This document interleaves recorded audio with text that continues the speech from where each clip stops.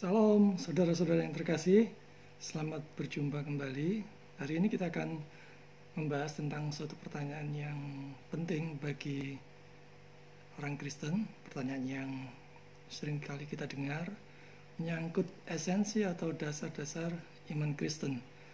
Nah, sebelum kita akan lanjut ke dalam pembahasan singkat hari ini, jangan lupa untuk share, like, subscribe, serta bunyikan tombol lonceng yang ada di channel YouTube ini.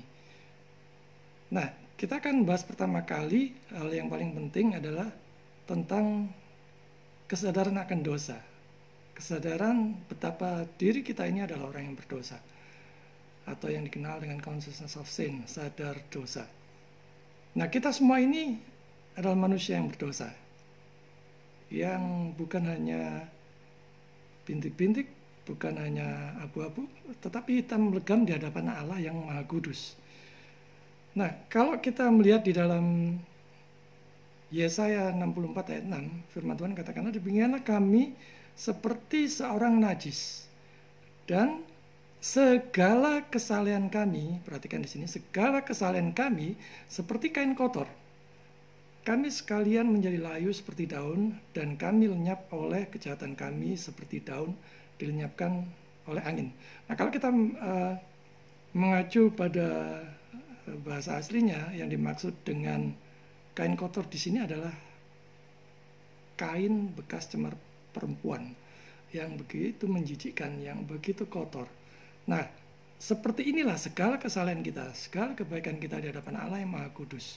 Nah, kalau kita perhatikan, siapapun itu orangnya, baik itu orang percaya maupun orang yang di luar Kristus, apapun yang dikerjakan, apapun yang dikerjakannya, baik itu perbuatan baik, perbuatan amal, apapun itu, kalau di luar Kristus, maka itu adalah seperti kain kotor di hadapan Allah yang Maha Kudus. Dan sebenarnya Allah hanya melihat segala sesuatunya itu bisa menerima kita itu hanya karena ada Kristus di dalam diri setiap orang percaya. Nah, kita lihat juga di dalam Roma pasal 3 ayat 10 dikatakan, seperti ada tertulis, tidak ada yang benar, seorang pun tidak. Tidak ada seorang pun yang berakal budi, tidak ada seorang pun yang mencari Allah. Semua orang telah menyeleweng, mereka semua tidak berguna, tidak ada yang baik, seorang pun tidak. Di dalam pandangan Allah yang Maha Kudus, khususnya mereka yang di luar Kristus, tidak ada satupun yang baik di sana. Tidak ada sesuatu pun yang dianggap benar, dipandang benar oleh Allah, kecuali ada Kristus di dalamnya. Nah, ini kita menyadari betapa berdosanya kita ini. Betapa sungguh-sungguh kita ini membutuhkan juru selamat. Karena apa? Karena kalau kita tidak punya juru selamat, kita tidak selamat.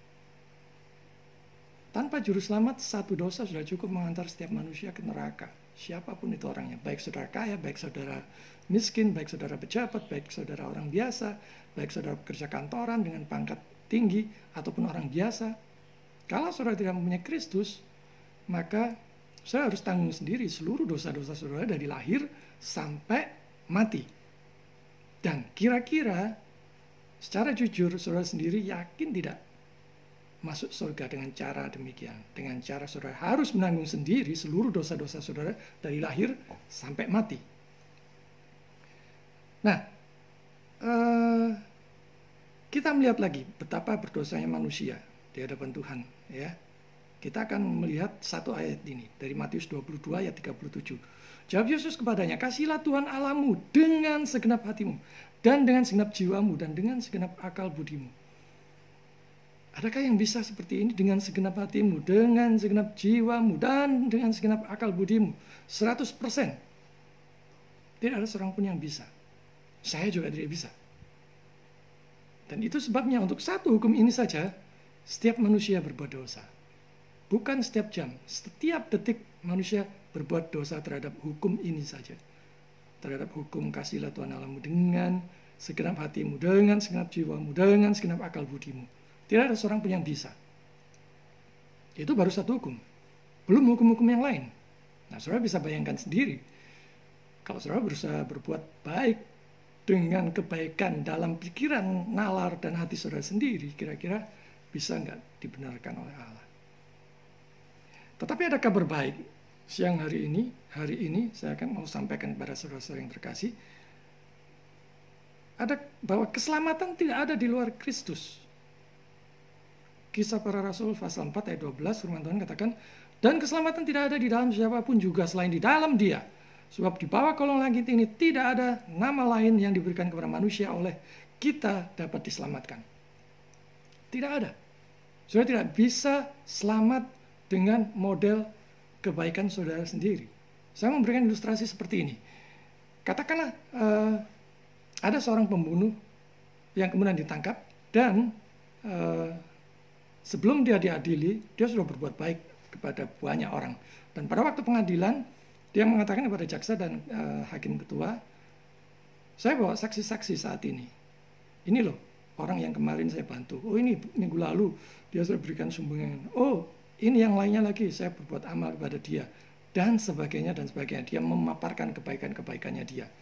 Nah, menurut saudara, kalau hakimnya atau jaksanya itu waras, kira-kira pembunuh ini dibebaskan tidak? Nah, kalau di dalam penghakiman dunia ini tidak, apalagi di dalam penghakiman Allah yang maha adil, dia tidak akan melepaskan keadilannya. Itu berarti setiap dosa, satu dosa mesti dihukum. Dan upah dosa adalah maut. Karena itu setiap manusia membutuhkan juru selamat. Nah, kabar baik berikutnya dari Yohanes 14 ayat 6. Kata Yesus kepadanya, akulah jalan dan kebenaran dan hidup. Tidak ada seorang pun yang datang kepada Bapa kalau tidak melalui aku. Saudara-saudara, ada begitu banyak jalan yang disampaikan oleh berbagai macam agama. Tetapi belum tentu jalan itu, jalan yang banyak itu adalah jalan yang benar. Demikian juga ada begitu banyak jalan yang benar, tetapi belum tentu akan memberikan kehidupan, akan membawa kita hidup yang kekal. Nah, hari ini saya mau memberikan renungan singkat saja. Kalau saudara mau menerima Yesus sebagai satu-satunya Tuhan dan Juru Selamat, ingat sah, S-A-H. 3 poin saja, S-A-H. S, ingat status kita sebagai orang berdosa. Tadi sudah dikatakan bahwa segala kesalahan kita itu seperti kain kotor, kain bekas cemar perempuan. Dan ditegaskan tidak ada yang baik, seorang pun tidak di hadapan Allah yang Maha Kudus. Itu artinya betapa kita adalah orang yang berdosa. A, anugerah, butuh anugerah khusus. Solusinya adalah hanya ada di dalam keselamatan, hanya ada di dalam Yesus Kristus. Kalau saudara percaya Yesus sebagai satu-satunya Tuhan dan Juru Selamat, maka saudara akan beroleh H. Apa itu? Beroleh anugerah hidup yang kekal. Maka saudara sah. Maka saudara boleh bersukacita kalau saudara sudah memiliki Yesus ada di dalam hati pikiran yang sudah diubahkan, yang sudah mengubahkan pribadi saudara sehingga menjadi satu pribadi yang baru. Dan kalau saudara sudah memiliki Kristus, saudara sudah memiliki Juru Selamat, artinya saudara sudah selamat. Nah, firman Tuhan katakan pada saat orang percaya Yesus sebagai satu-satunya Tuhan dan Juru Selamat, keselamatan itu bukan semoga, bukan mudah-mudahan, tetapi pasti. Detik itu saudara percaya, detik ini saudara percaya, detik ini juga saudara selamat. Apa buktinya? Firman Tuhan katakan pada waktu penjahat yang di sebelah Yesus mengatakan, ingatlah aku pada waktu engkau, dan sebagainya. Tuhan Yesus memberikan satu kepastian, hari ini juga engkau bersama-sama dengan aku di dalam Firdaus. Itu adalah jaminan kepastian keselamatan di dalam Yesus. Dan kita patut bersyukur jika kita sudah mempunyai Yesus sebagai satu-satunya Tuhan dan Juru Selamat pribadi kita. Karena itu mari saya mengajak saudara-saudara sekalian, siapapun saudaranya, latar belakang saudara, masa lalu saudara, betapapun hitam legamnya hidup saudara yang lalu, Tuhan akan ampuni saudara. Terimalah Yesus sebagai satunya Tuhan dan Juru Selamat, dan terimalah anugerah keselamatan. Tuhan memberkati.